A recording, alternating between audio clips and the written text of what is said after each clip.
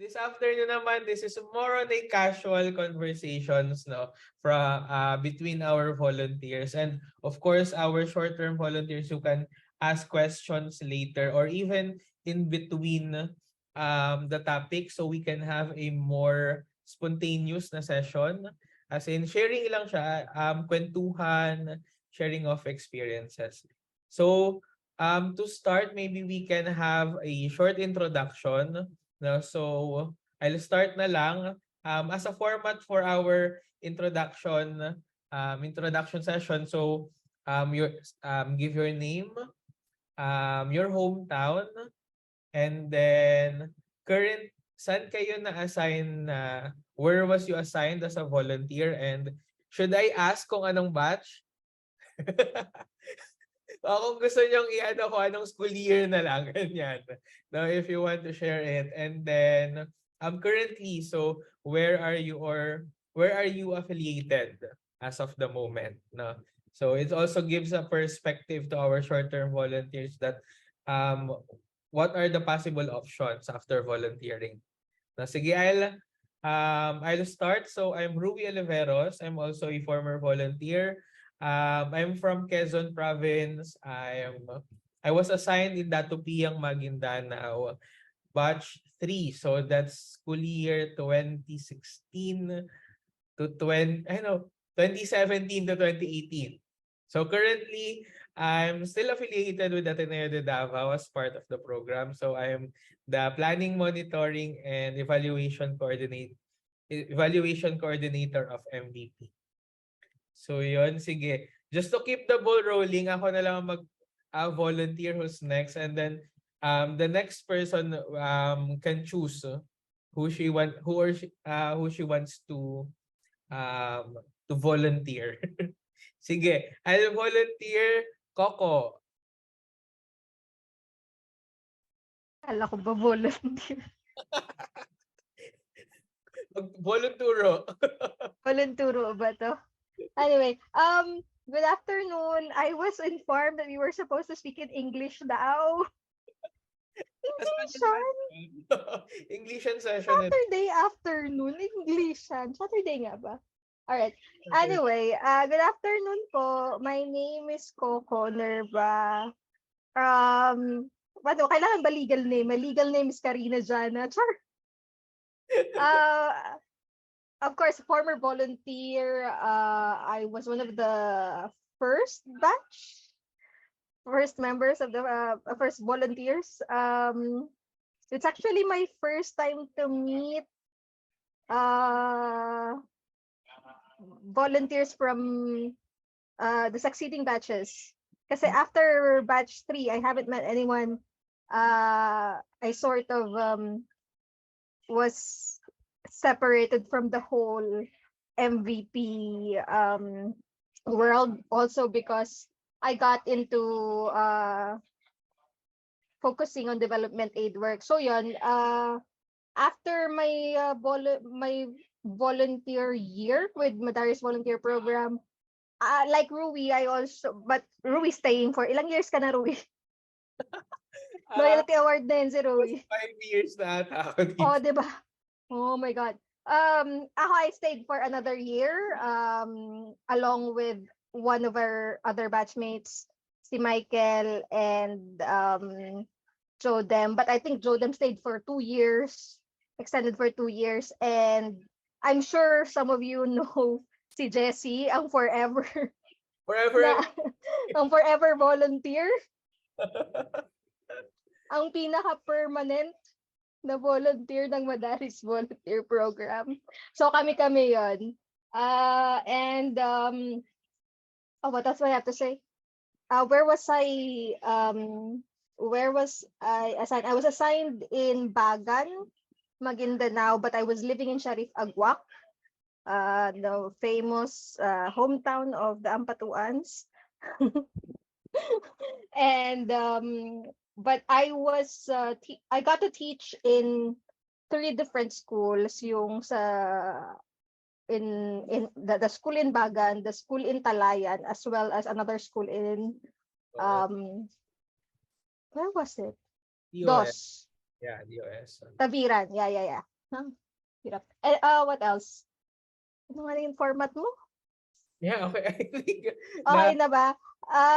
Where am I affiliated now? yeah. Yeah, as mentioned, right after Mandari's volunteer program, I volunteered again with VSO in Bangladesh, another Muslim country, Muslim community. It was a very different context, but also like conflict air, semi-conflict area, hindi naman super conflict. But after that, a couple of other projects in the development world. Most latest would be Educo in Albay. So again, children pa din. And then Nonviolent Peace Force in Basilan. Yun naman former combatants, women combatants. Then I also got to work with the Philippine Commission on Women, specifically naman for women empowerment kasi kailangan natin yan. Anyway, that's it for me. I'm gonna volunteer Ray. Okay, go Ray. Thank you very much, Coco. Thank you, Coco. Welcome. Thank you for volunteering me. I guess I have to accept. um No choice. okay.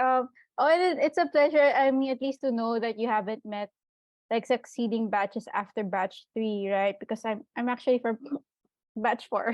So yeah, and so when Rui was like saying that it was you said 2016 to 2017, I think. But initially you got the year wrong because I'm batch 4 and it's after you.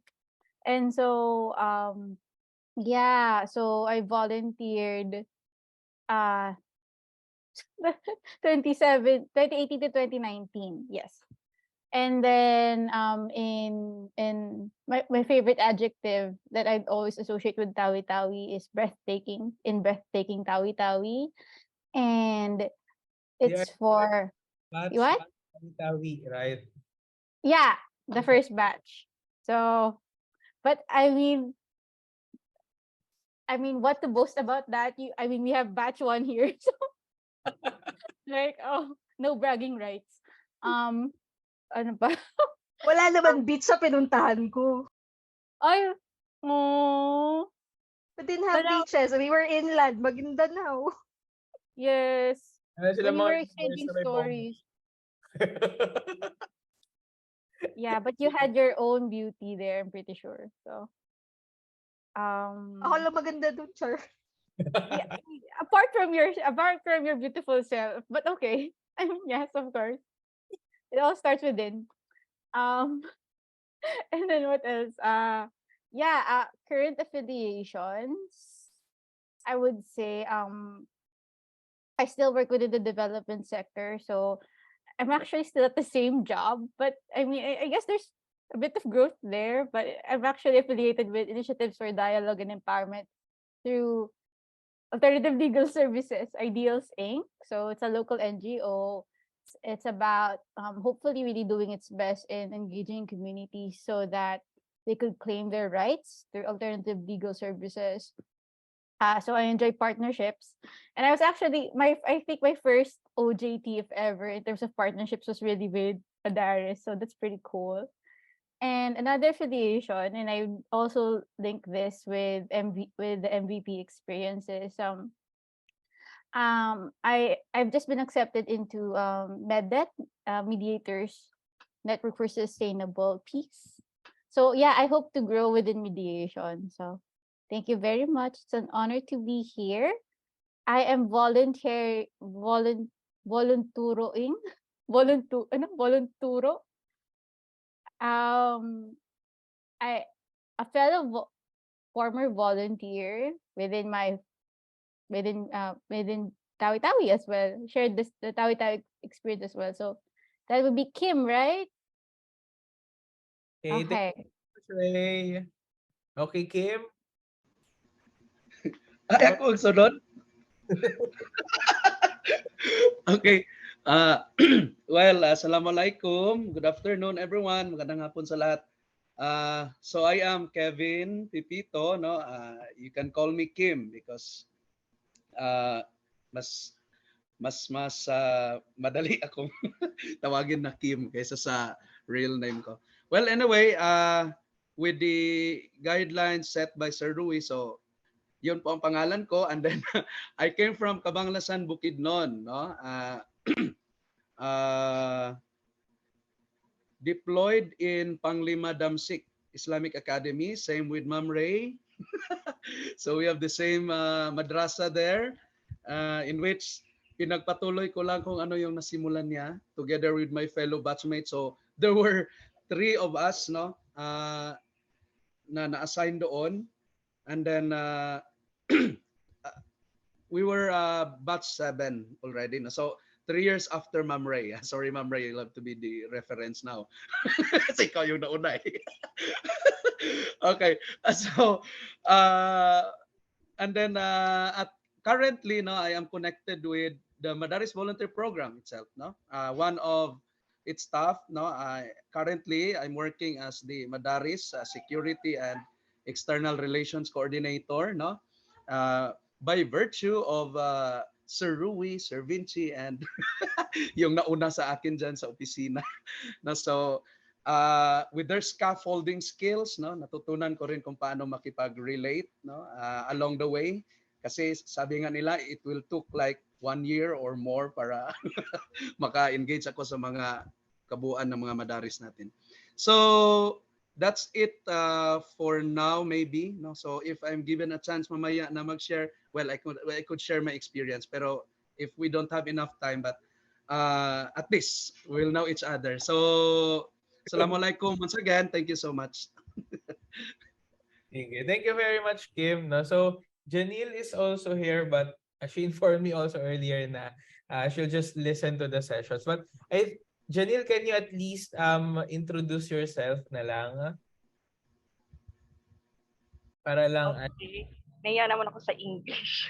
Okay, I'm just here to listen because I want to reflect. We just had our union with Ate Coco and say the same passion is here. No, I would just like to extend my support for this mission. Yun talaga, it's our call. So I was a first batch volunteer, and what do I say? I'm just here to listen, to continually reflect, and yeah, to grow more. So yeah, padayon. So I think that's just it. So thank you. Thank you very much, Janelle. No, so Janelle, as she mentioned, was also part of the first batch of volunteers. And then, well, I think kanina mabanggit yung mga first parts of volunteers. I think it's something to brag on or whatever. Kasi the first batch of volunteers, they set the foundations for the next batches, the succeeding batches of volunteers. No? Kasi, for example, on my part, I think it was Raymond who's the first. And he was actually well loved by the community. So, there's not much difficulty, at least for my side, no, in terms of dealing with the students.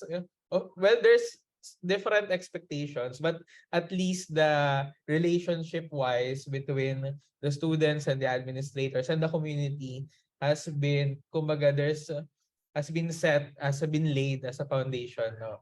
And I think this also applies with Rain, although even your batch 4, but you're actually the first batch in Tawi-Tawi. So that's also in a way set some foundations for Kim and the other volunteers to build up to.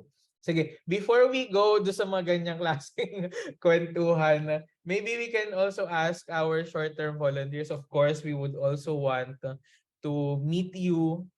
Introduce yourself, no? So, your name, where are you currently, or your hometown, and where are you affiliated to, or what do you do, no, as your day job or whatever. Sige, maybe we can start with Patty. Hi. Hello po. Good afternoon po. I'm Patty. I am from Naga City, Camarines Sur. I'm also here. I'm working here. I'm currently affiliated with the Yellow Boat of Hope Foundation. I'm the program manager. Basically, the Yellow Boat of Hope Foundation is it assists children from coastal communities get to school because they swim to school. So we give them boats, yellow boats. It started from there, but we also cater to generally communities, kids from far-flung communities, whether it be coastal or mountainous communities, get easier access to education. So that's it. Thank you. Thank you very much, Patty. Can maybe you also share why what sparked your interest to the Madaris Volunteer Program? Um, Noong 2020 kasi, I actually applied to volunteer for MVP, but then it got parang hindi natuloy. Kasi yeah, I submitted my application noong February 2020, I think. And then ayan, nagka-pandemic.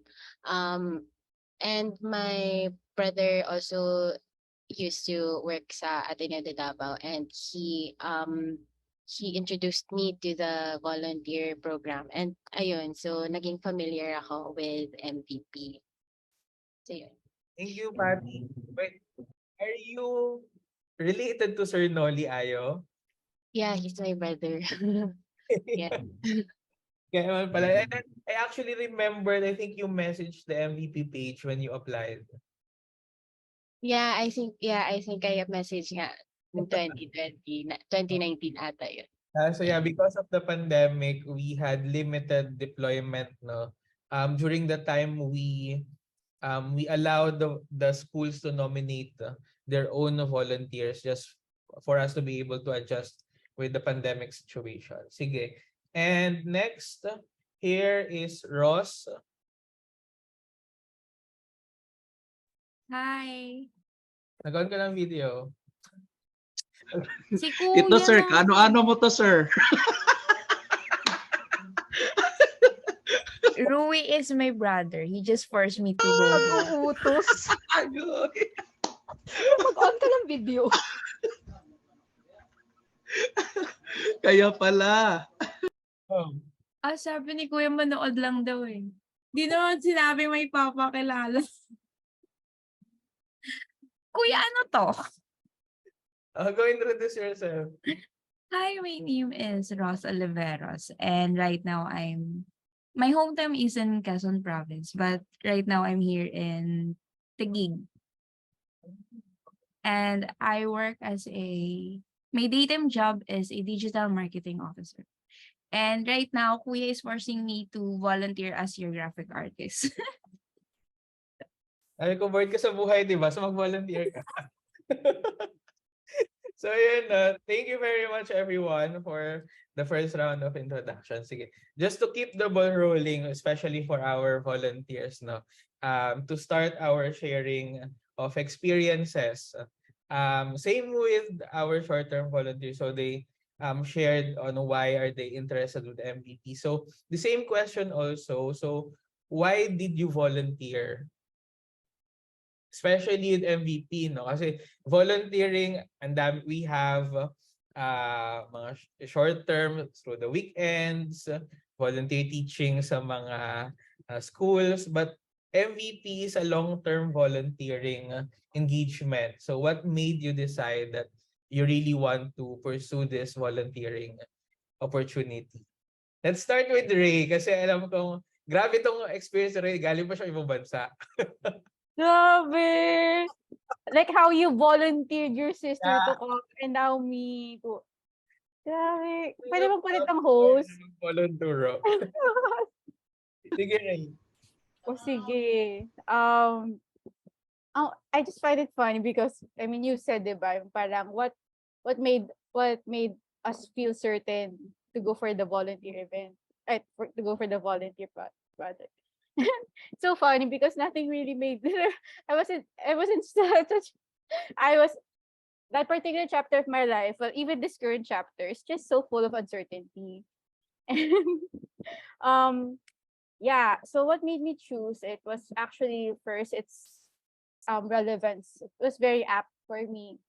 I I was just so so so tired from my from working at a private company in Dubai, the UAE. So that's one. Another thing was that I have just been refreshed by after I've volunteered in Ukraine for a very short time. Ukraine is also very beautiful. I love the culture there. I love the place. And that was before. That was a little after they Russia took over Crimea, and so the bad reputation that Ukraine was being forced to like handle, despite the fact that I mean, in terms of that particular issue, it wasn't their fault. And so I mean, coming from that experience of finding that I really feel as if that I was being called for development work, work that makes uh work that is not necessarily, because I just felt as if that when I was working in the private sector, there was just so many concerns, so many problems that really wouldn't matter at the end of the day. I mean, who the heck would care about the price of this luxurious item that could buy you a house in the Philippines? I mean, I don't care about that. And and I went for MVP. MVP opened up. It just also spoke to me how I felt as if Mindanao, coming from Ukraine, the Ukrainian experience, I really felt as if Mindanao also deserves also deserves more people to learn from Mindanao. So there, I sent in my application. Um, so, it seems as if actually those were selfish reasons. Looking back at them right now, but I just really trusted the experience that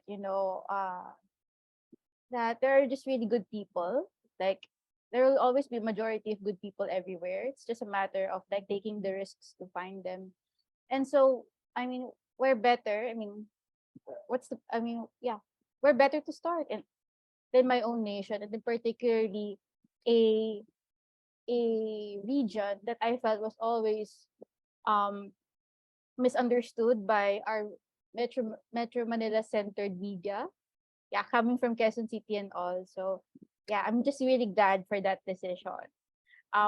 Yeah, that's it. I can't volonturo because I'm against that principle of yours. No, just kidding.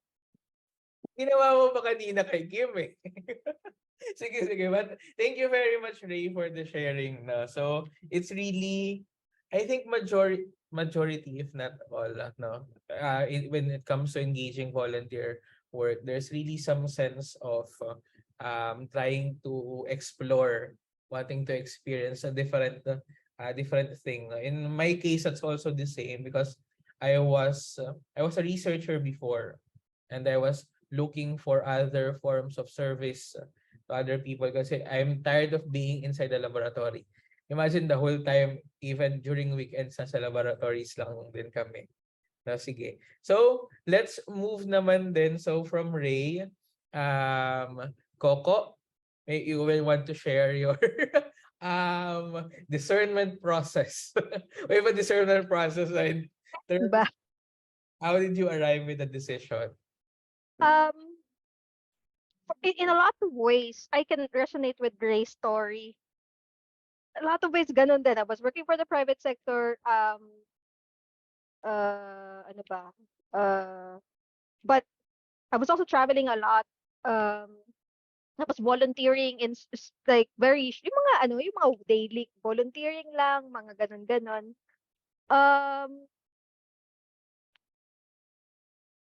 And also I think in a lot of ways, yun nga, I can also say that I thought that it was at first very self-serving. That's how I thought at first. A part of the reason why I volunteered was also because I knew Vinci. I know Vinci. Vinci has been my friend for like a really long time. We went to high school together. Father Joel Tabora is also a family friend. Interesting ano pa nga story. When they spoke to Kagi Murad Ibrahim went to Tarapanan and then proposed the project to them. I went with them without knowing what was going on. I was in Bukidnon attending a friend's wedding. Tapos I was telling Vince, "Yeah, hey, I want to go there because I visit them every year." Um, so sabi ko, okay, I'm gonna go there. Go to Vince. Sabi nila, oh, we're going to Cotabato. Have you ever been there? Sabi ko, no, I've never been there. Ay, sama ako sa inyo. And going to Cotabato, I even went through Marawi. So, I'm not going to pretend that my whole discernment process was of passion and of wanting to serve the world, wanting to save the world, wanting to serve the. No, I didn't have that. It was all because I trusted the people who were doing it. It seemed like a good idea because, like it felt like an adventure. For me, the part of the whole self-transcending as I saw on the video happened talaga during the time that I was in Maguindanao. So yeah, in terms of motivations why I did it, it seemed like a good idea. I was adventurous. I was Oh, in my late 20s, sure. I turned 30 in Maguindanao. So yeah, and in a lot of ways, it sort of paved the way for having getting to have um ano ba? Direction in life. Char. That's it. sige. Thank you very much, Coco. No, I think I also resonated. No, kanina I mentioned na another form of service, but really it's more on parang you're trying to find, well, at least for me, you're trying to find somewhere to fit in. No, and then the same with you na parang adventurous ang sa akin kasi, oh, Mindanao, sige, go. Hindi pa ako nakapunta ng Mindanao. And then, libre yung pamasahe going to Mindanao. Di ba? So, Libre bahay, libre pagkain. and then, as in areas na hindi mo mapuntahan, especially, and then, for us na mga taga Luzon na, ano daw, ay, conflict and all, makikipagkabulag ka sa bala. So, it's really parang, at the same for me, na it's really more as an adventure. But eventually, no, the experience, but we'll go there later, no, in terms of our experiences during our time as volunteers. Sige, let's go to Kim na lang muna. Iba rin ang story nito eh. First question pa lang, no? First question pa lang. First question pa lang. So, let me have this, kay, baka, para hindi ako mawala. So, well, for the information of everyone, so, I was a former seminarian of St. John Vianney Theological Seminary. No? When I was sent, after I was sent, I became a former seminarian already kasi lumabas ako. No? I'll have a 2 years leave of absence, and that will include this year. So, so I was volunteered to volunteer. So basically, yun ang nangyari, no? And I don't have any idea where I will be sent since I was not expecting na ipapadala ako ulit for teaching, no? Because there is this 1 year of seminary formation. We call this as ministry year formation, no? Na supposed to be, I will no longer avail that formation kasi I was teaching already for 5 years, no? Before entering into St. John Vianney. However, by virtue of obedience, so I had to undergo, no, the entire process of the formation. So it should have took me mga 5 years lang, no, in the formation, but ngayon ang taas na. So well, yun ang nangyari, and then I don't know what to feel or how to feel it when I was told ni yung Father Rector namin na you will be sent to Tawi-Tawi. No, so you will be mission to Tawi-Tawi. So hindi ko alam. I don't know actually basta parang feel ko lang na natatakot ako, na parang basta yung fear of the unknown. No? So yun ang parang first impression na nangyari sa akin. So yon, pinadala ako, and then siguro as I went through the entire program of the MVP, no, so maraming nangyari din sa akin at with the program itself, no, kung paano siya nag-work doon sa community. So, yun lang, no, I was volunteered to volunteer, no, and then yun nga, it's part of my seminary formation. And well, by virtue of obedience and with a sort of reflection, so I believe, no, na to volunteer is to let others know that life is meant to be shared also, no, with others, especially those who are in need. Thank you. Yan lang.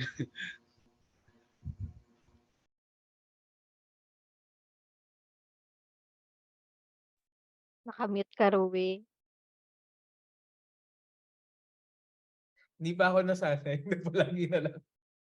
Ilan taon na tayo nag-Zoom. But yeah, so from the stories of our volunteers here, we can see that everyone has a different kumbaga experience of being able to find MVP and to apply to MVP.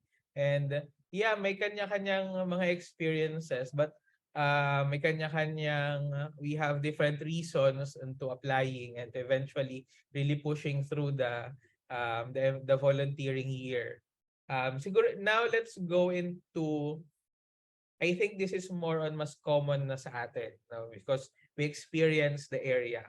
Common in the sense na pare-pareho tayo na-go through dun sa almost a year, but it's also very different because we're assigned in different places, and different places have different contexts and different exposure experience, no? Siguro we start with ano yung pinaka-memorable na experience. So what really stick, no, doon sa isang buong year, especially I think most of us, well, at least si Kim, almost a year pa lang ang nakalipas. But for us, Ray and Coco, medyo, ano na siya, basta matagal na. No? So, what experiences really stayed with us, no, during, na we had during our volunteering time? Meron ba? Meron bang nag-stick? Unahin na lang natin si Kim kasi si Kim yung pinaka-recent pa. Fresh pa to eh. Sige. So, well, thank you for the chances to once again relay these messages of compassion, courage, and connection. Charot. So, let me read once again my notes here. So, konti lang to, 3 lang. So, first, my memorable or significant experience doon, no? So, this one is truly ano na to, personal na, no? So, parang na-feel ko doon na I became an instrument, no, to echo, no, the community's voice, no, in order for them to be heard by those in the authority, no?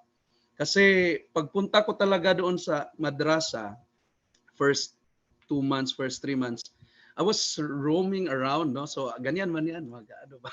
Gala-gala. Pero gala-gala, pero ano siya, my purpose, no? So my purpose there was bakit ang madrasa ay parang napag-iwanan, no? Wherein meron na silang integrated kasi yung sa school namin ni Ray, no?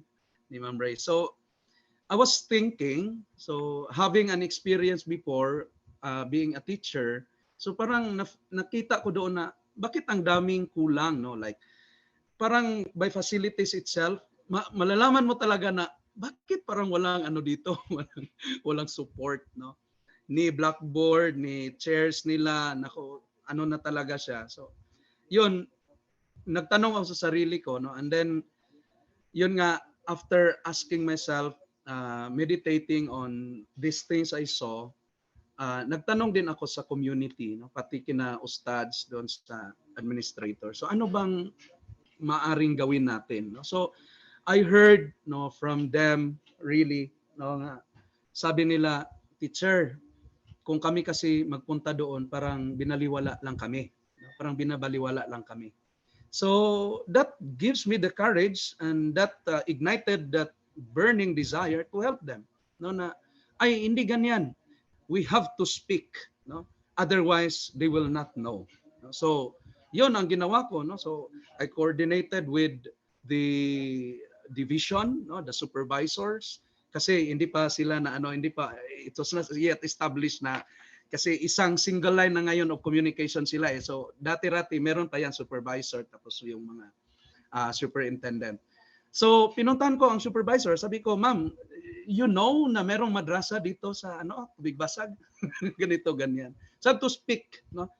There's nothing personal in what I'm saying, but I meant to say what needs to be done into the community. No? So yun ang ano ko, iniisip ko. So paunti-unti, no, and then she's asking, ano ba yan sila? Meron bang mga na-subsidize na ba yan? Sabi niya ganyan. Sabi ko, ma'am, hindi pa. No, for many years already, hindi pa talaga. No? And pang-apat na kami na volunteers dito, na teachers lahat, no, sent by the program. So until such time, no, at least they got the idea na meron palang ganito, no, na in coordination with the Ateneo, with the National Association of Bangsamoro, the CAP, we have this MVP program. So slowly and slowly, little by little, hindi lang ang taga Madaris, no, yung taga BME dati, no, now the DGME. So ang nakakaalam na meron palang sa kaloob-looban, sa kasulok-sulukan na area dito sa Tubig Basag, meron parang madrasa, because they only learn about yung neighboring school doon, no, yung Tubig ano yun, Buhi Basag Elementary School, no. So yun, naging ano ako, parang nagka-create siya ng desire na to help, kasi mahirap na full support sila sa implementation ng program ng DepEd doon sa isang school, but they forgot na meron pa ditong tumutulong sa trabaho nila. No? So yun ang nakabigay ng ano sa akin ng inspiration. So I felt like being an instrument, not to echo the voice of the people. So, and there are so many things that had happened. No, yung mga Operation Tuli namin doon, it was a request by the community. Yes, we have we estimated expecting pala 22 members of the community, not just in the madrasa, no, but the entire barangay of Tubig Basag na magkakaroon ng Operation Tuli, because that was the request of the community. So I went through with the process of speaking to the tribal, the elders, no, the community, and then I talked with the barangay captains, no. Alam mo naman ni MVP, connection, marami. So yun ang ginawa ko, no, and only to realize, no, that the Marines had also their plans pala, no, kasi meron yan silang mga under ano parang working within them lang na mga ano ba, mga programs nila. So yun, parang nakuha ko yung target din pala ng mga Marines na to help the madrasa. No, so I'll talk to their ano na. So si Brigadier General yung kinausap ko. We have the chance to meet Brigadier General twice na, sir, no? Doon sa Tawi-Tawi. So yun, pinadala niya yung ibang mga officer in charge sa iba't ibang detachment nila, and then yung mga doctors, no, to help the community. So we have I guess 18 pupils in the community na nabigyan, no, ng Operation Tuli na yan, no, and then food ano pa yon, feeding program, yon, mga peace orientations, ganon, from the Marines, from the LGUs. So there are many things that had happened because of that, no, because of that desire na, kasi sabi nila hindi man sila pinapakinggan kung sila lang ang magsasalita, no. So sabi ko, hindi ako mahiya because hindi man sarili ko dinadala ko doon. It's your voices, no? So ganyan ka resilient ang MVP doon. I was able to journey with my pupils and my community, no? Sa kagaya nung sinabi ko kanina, no? I listen to their pleas, no? Kung ano yung kailangan nila, their needs. And thirdly, no, it depends my understanding, no, about the importance of dialogue with other culture, tradition, and faith belief, no? So that was my first time talaga na to live in the community, no, na purely entirely Muslim talaga lahat, no. And it gave me a chance, it paved me the way no, to dialogue with them. So yun lang, medyo mataas na siya, mahaba na siya. Mamaya na yung iba. Sige, so thank you so much for listening, and I hope it will also sana maka-inspire din sa mga mag-volunturo sa atin, no, sa ating program. Thank you so much. Thank you very much, Kim. No? So, ngayon ma-realize yun na kung bakit siya ang Madaris coordinator. Kasi kailangan namin ng tao, pwede mong ipadala doon at parang counselor or politiko na nakikipag-usap na sa mga kanto-kanto. Yeah, so from the sharing of Kim, for him, it's really doing action dun sa nakita niya na the things that he felt that the need of the community. And he mentioned that one of those things really to give voice to the voiceless. Char. No, and yeah, not just giving voice, but really taking action. It's not just about ganito po, may ganito doon, but it's really more on may get so there's a school and this is our needs, and then you at the authorities or the people who have the means to do something about it can in a way help us to manifest or to concretize this needs of for the community. Sige, sinong pang gustong mag-share ng kanyang thoughts on the most memorable? Coco? Shunay. Well, I think we can all relate to saying that the whole experience, it's not even a balance of struggles and jubilation. It's more struggle. Like struggle, capital. But Caps I'm lock. glad that kasi ano pa ba yung word? Ano mas malala sa struggle? I don't even know. Struggle. Struggle, tesoros, basta struggle.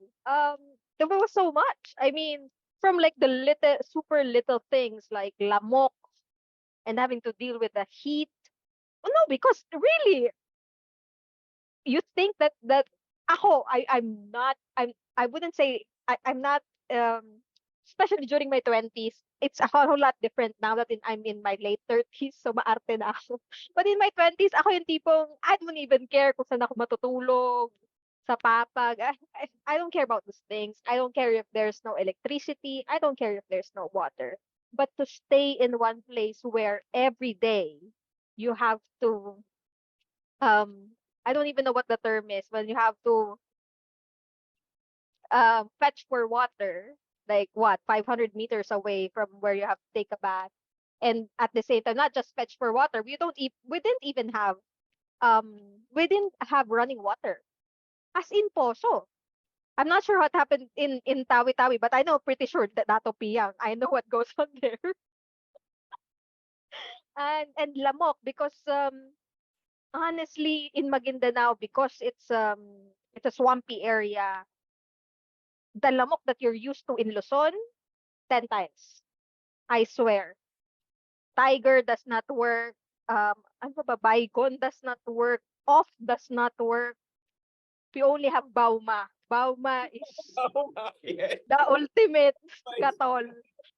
It probably ruined our lungs, but dude, it took Bauma. care of the, diba? It took care of the lamok, so we're good. But anyway, so yeah, things like that, and like, of course, the difference in hi Vic, guten tag na ba? Hello. Ano Hindi. ba? Morning pa lang. Guten Guten Morgen. and ano pa ba? And even like the difference in culture shock, as in having to stay there for the first 3 months, culture shock as in. Culture shock din nga yung minention ni Kim na why you don't understand why are the schools this way? I mean the mismong structures. Ako for my end, one of the most memorable experiences, I went from a teacher to a painter. Diba? So, I experienced being as in pintor, not even painting, pintor of the ano of the classrooms. Because it was in a it wasn't in a good condition. Um, During heavy rains, we would have to evacuate because my classroom would be flooded. It's not a new experience. I'm from Naga. I am so used to floods, but it's different when it's not a storm. It's just a heavy rain. Tapos you're in the middle of the class. Uh, tapos you have to evacuate. But what I wanted to say was, regardless of the struggles, and I think in a lot of ways I would like to give naman direct the appreciation for the time that's spent. It's been how many years? It's been since 8 years na daw. It's been 8 years since I left Maguindanao. And I think during the time, I've been able to thankfully process a lot of it. So now I can only remember talaga the happy memories. And a lot of those I realized was more on my relationships with the people in the community. Like I remember the first time that the kids that I lived with, because the family that I lived with, there were about 5 kids who lived there, kasi there were about 3 families in one house. And the first time, and we went to Glan. I'm not Glan, Kiamba in ano ba? South Cot. Hindi, at saan ba ang Kiamba? After General Santos. So we went to Kiamba. It was there for, so Ray, I'm sorry. Sabi ko sa'yo, I didn't get to see the sea. I did, kaso Kiamba. And and if you've seen Kiamba, that says nothing. Kiamba is just a very normal fishing village, but the kids that I was with, it was their first time to see the dagat. Kasi they lived in Maguindanao all their lives, never really got to venture out too far. So yun, like getting to see the kids enjoying their first bathing experience in seawater. That was just for me one of the best experiences. When my students asked me after a year, because I taught grade 5, and then I stayed in Davao for another year. So on the second year, it was gonna be their graduation. So they asked me to come back, and um they asked me to, what do you call that when you give the medals to them? So yun, sobrang touching. And what else? Um yeah, a lot of the times it was really just the exchange of people saying that things like, we thought ang mga Kristiyano ang mga Bisaya, because they interchangeably say Bisaya to mean people that are not Muslims. I mean, not Filipino Muslim. And they would say na they thought that we were this. No, they had um ideas na, because most of them have never been outside of their hometowns, and they say that they express their appreciation that they got to meet people from outside of their culture. And in one of my classes, I even got them to write letters to my friends in Manila. And I got to read the letters, and they had an exchange. And but for them, it was just an overflowing expression of appreciation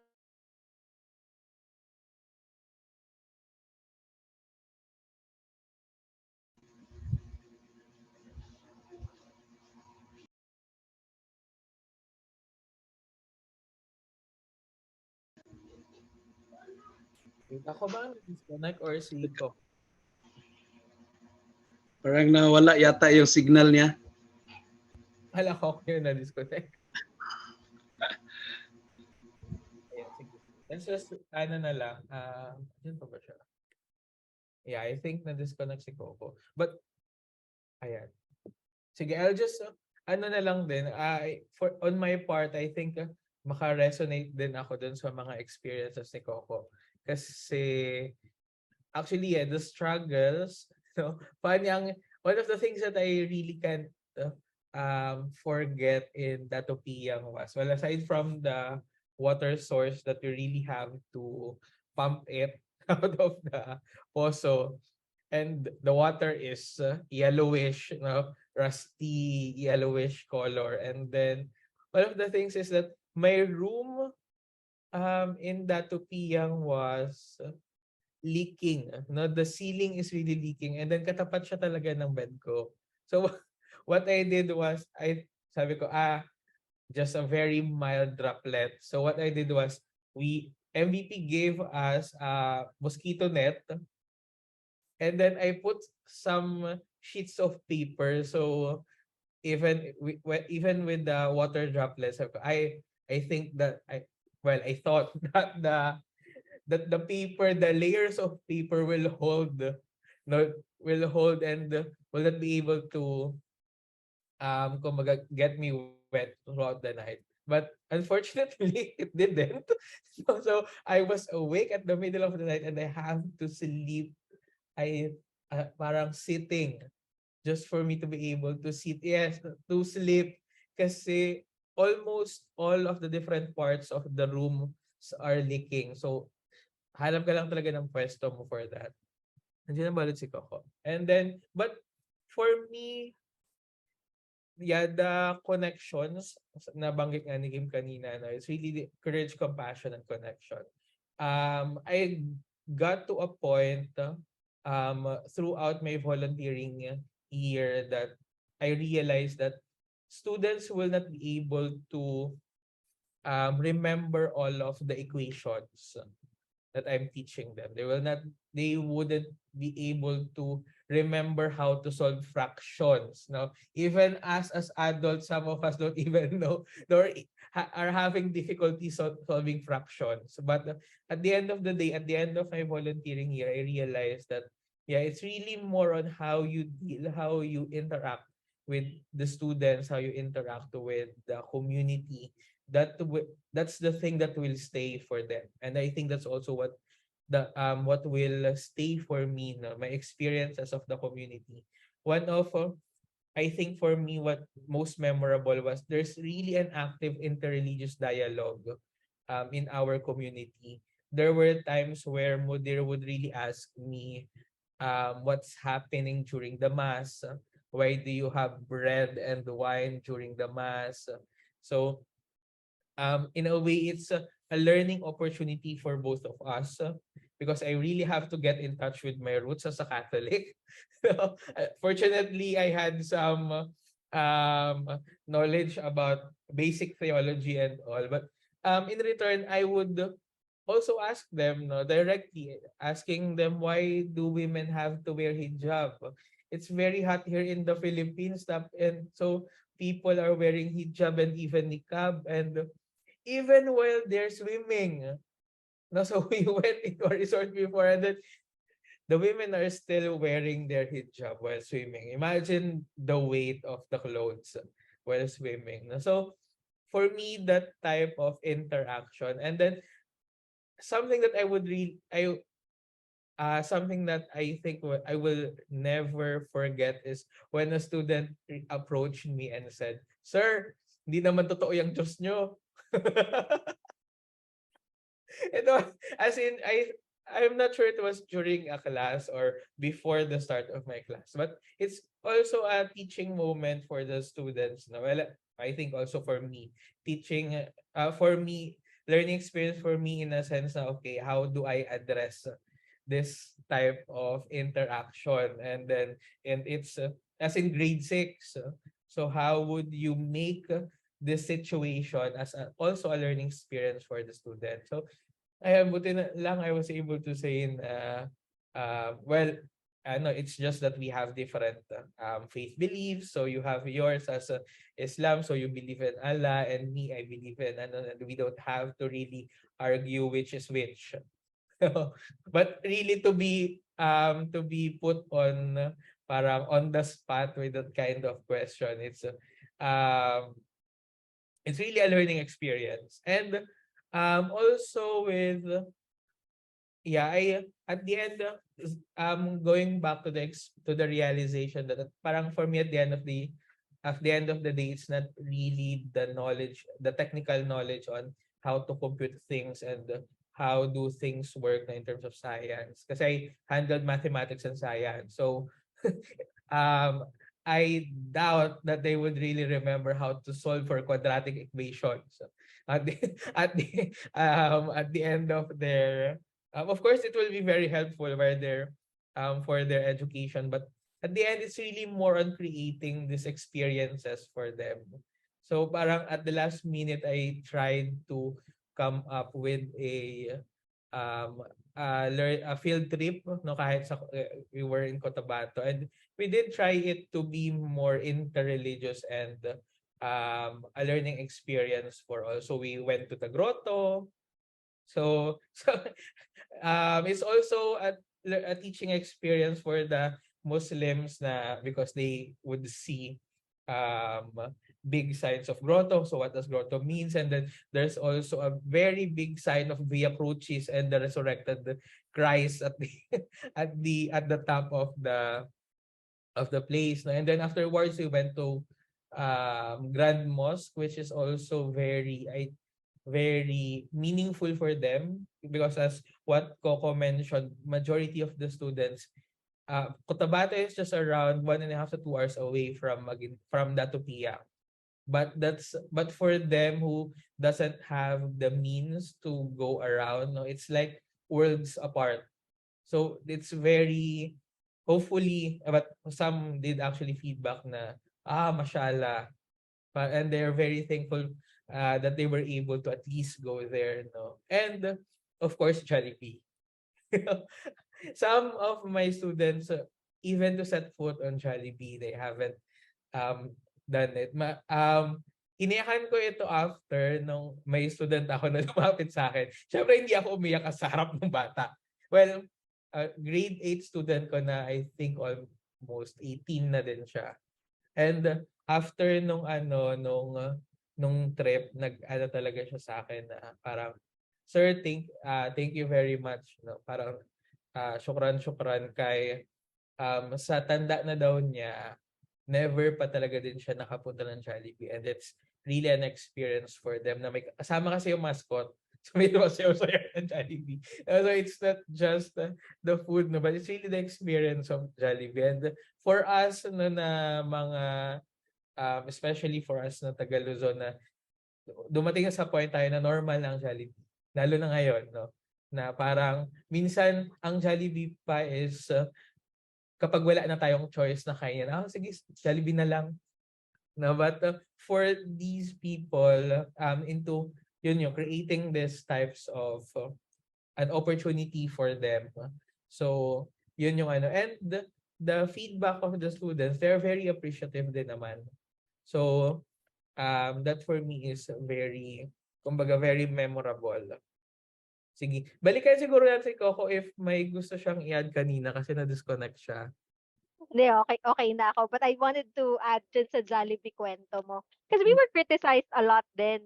Di ba? Kasi for some people, Jollibee's like, ang babaw nyo naman. There's a lot of things you can do. But you opt for, Jollibee lang? Ganun lang? But really, dude, sabi ko nga, totoo yung sinabi ni Rui, it's really about the feelings that you live dun sa mga bata.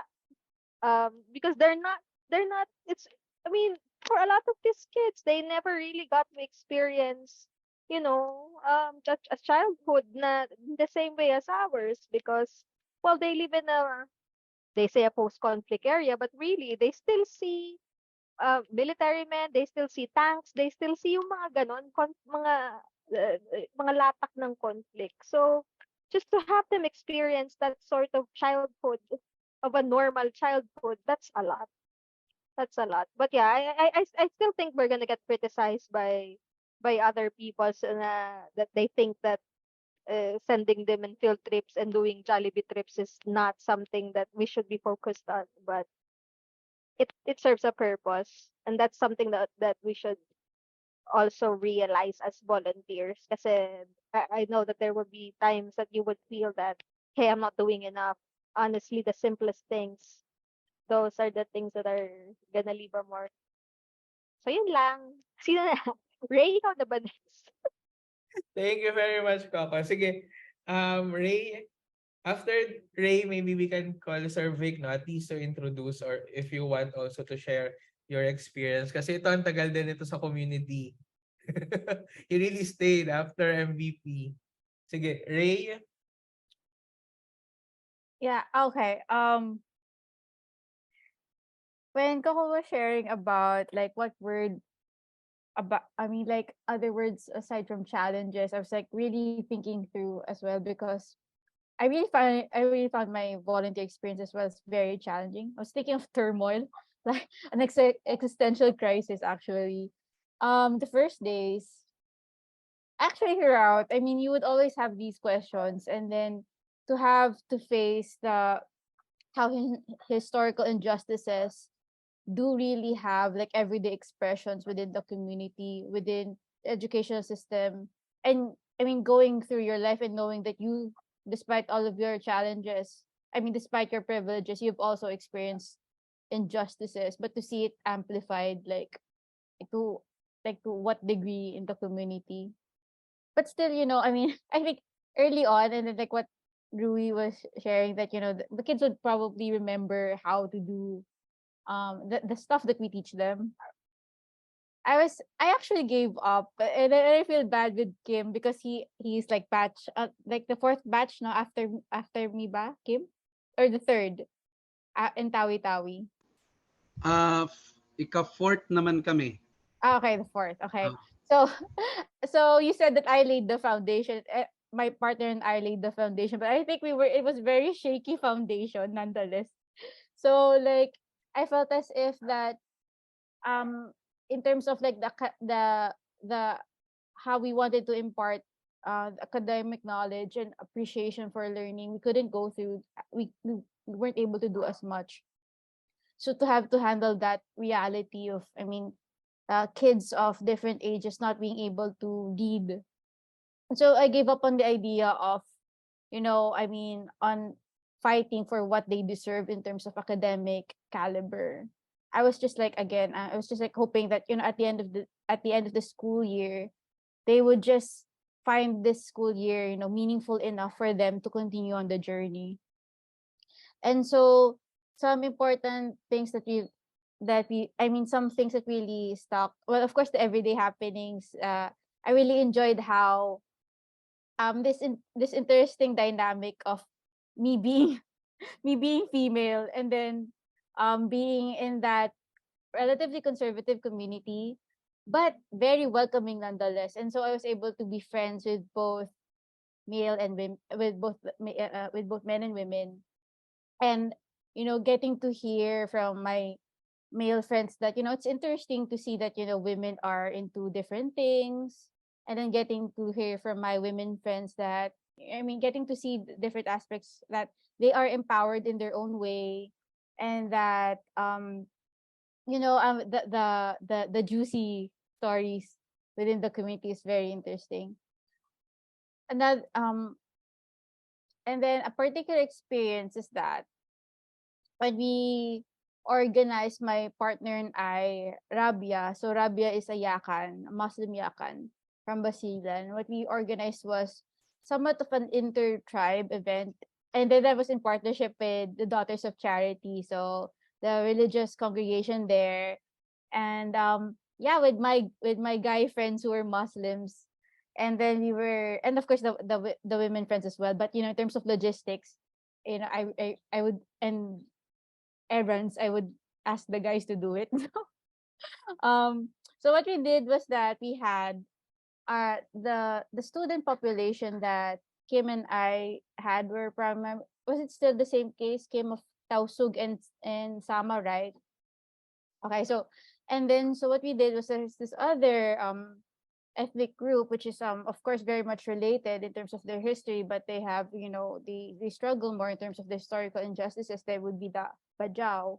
And so what we had is like an intertribe day wherein primarily the Daughters of Charity would just do it just with the Bajau.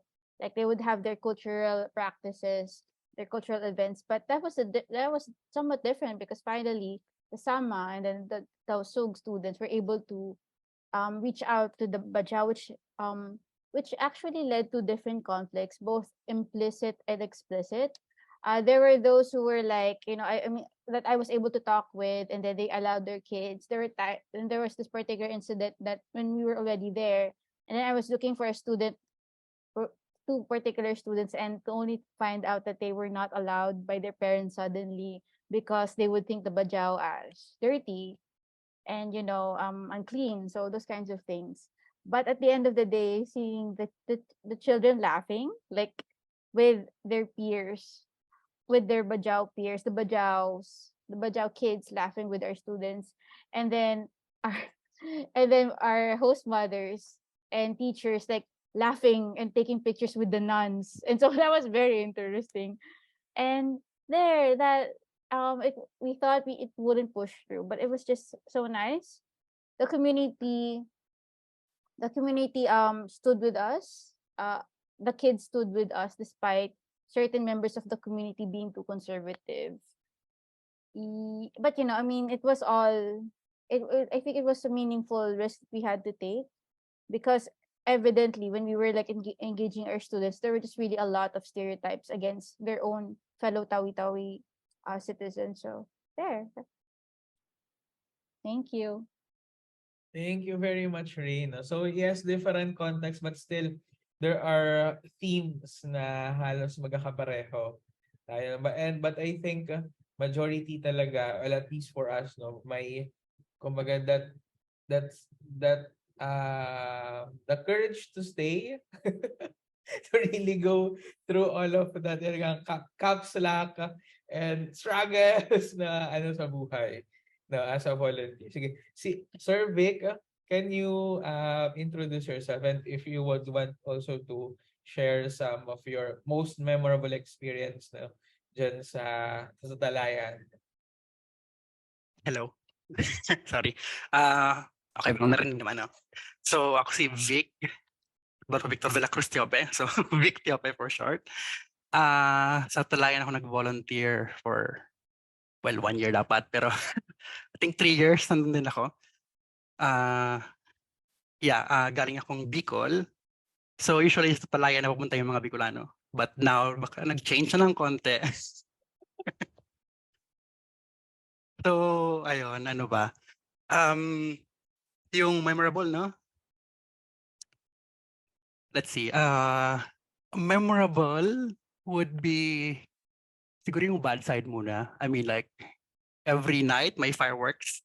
I mean, we call it fireworks, pero actually, putukan siya. So, like, paggabi, sabi sila, sir, may paputok, may fireworks. Happy New Year. Tapos, ayun pala barilan. Pero hindi ka naman matakot kasi hindi naman sila takot. Tapos in some ways, good training siya. Pagpunta ko ng Israel, may bombing din. So like, so yeah. Operation pala. Tapos ano pa? Training yung yung aking dalaw. Kasi sa Israel, missile talaga. Pero anyway. Tapos ano pa yun? Ito pa yung isang experience na super memorable. Nandun ako sa bahay ng student ko. Tapos like 200 meters, biglang may sumabog. Tapos may tulay. Tapos uwi na dapat ako like palabas na ako. And then sabi, sir, wag ka nang umuwi. Kasi baka may sumabog pa ulit. Tapos baka hindi ka na makabalik ng school. So doon na lang ako natulog. So yeah, napaka-memorable nun.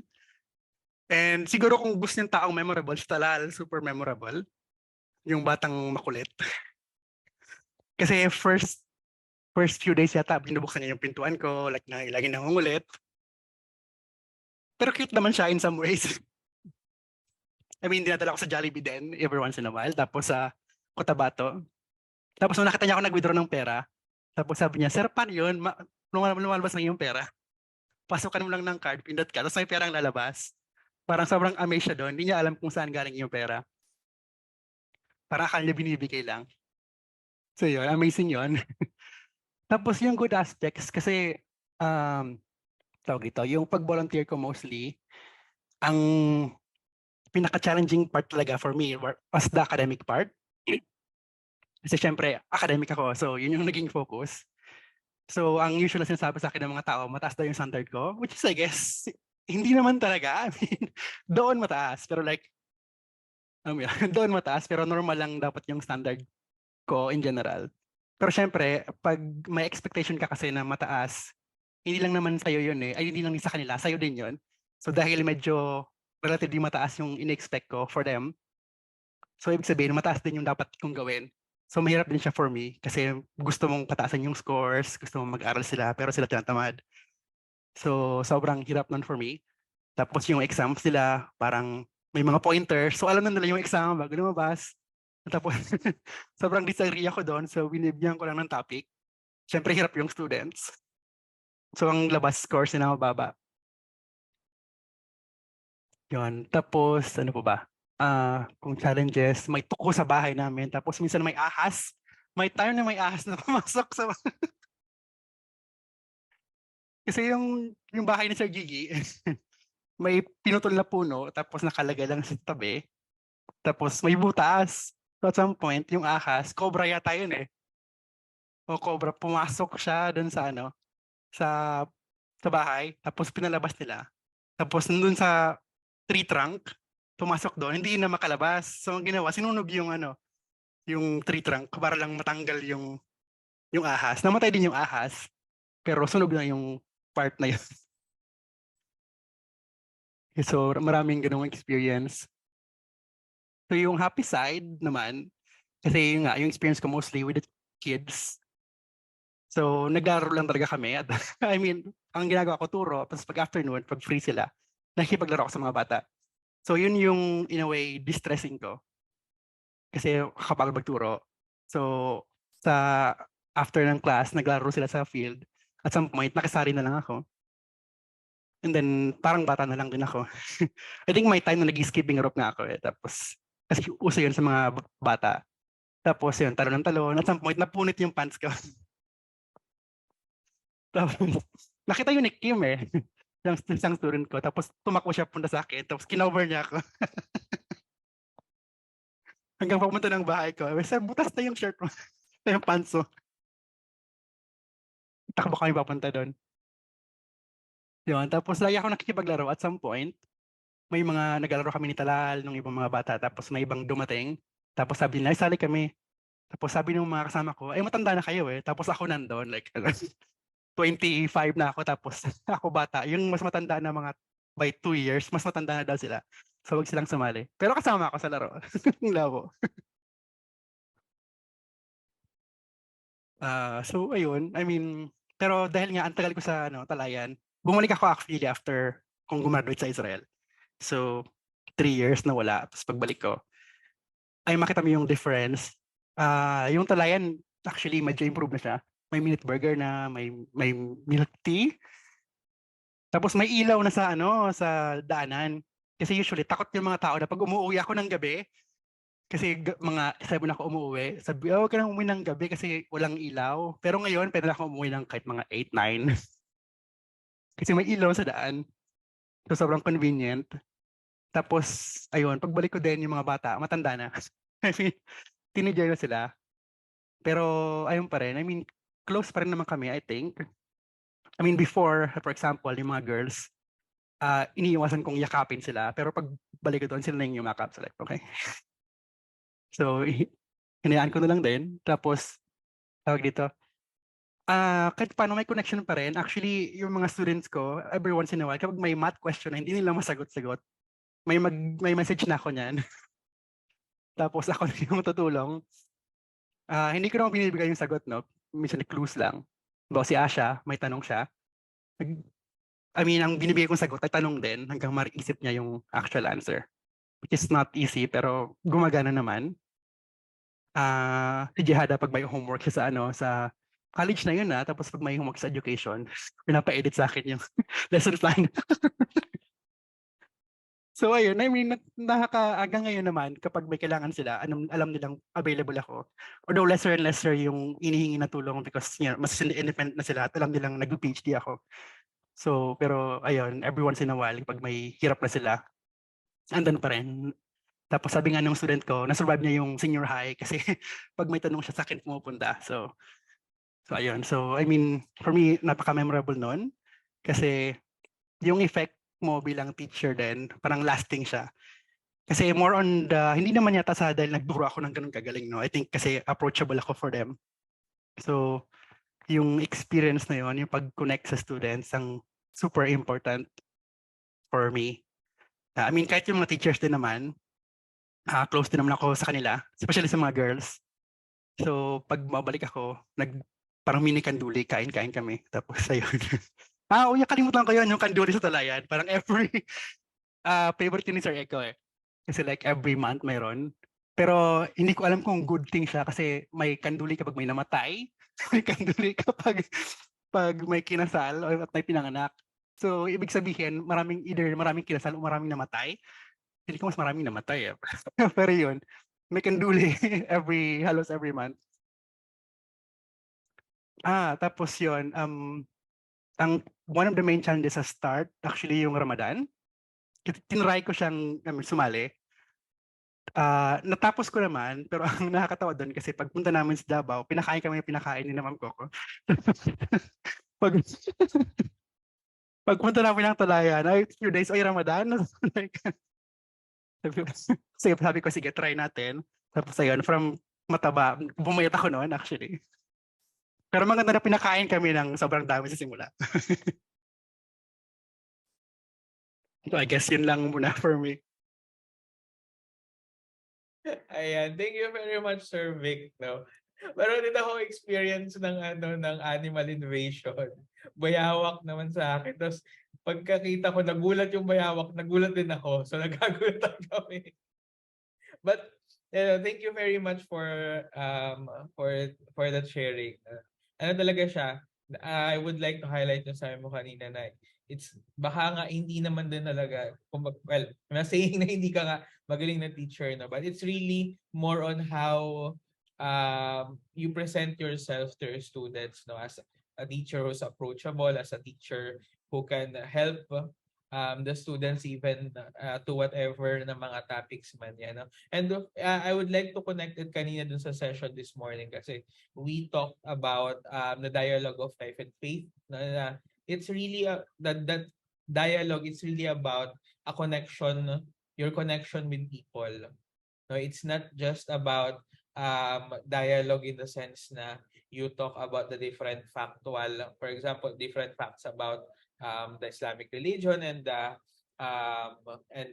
Christian religion, but it's really more on the underlying movements, no, that openness to dialogue, that openness to accept the person na iba sa iyo, na iba ang religion, and that really yung connection building and relationship building natin sa mga tao sa community.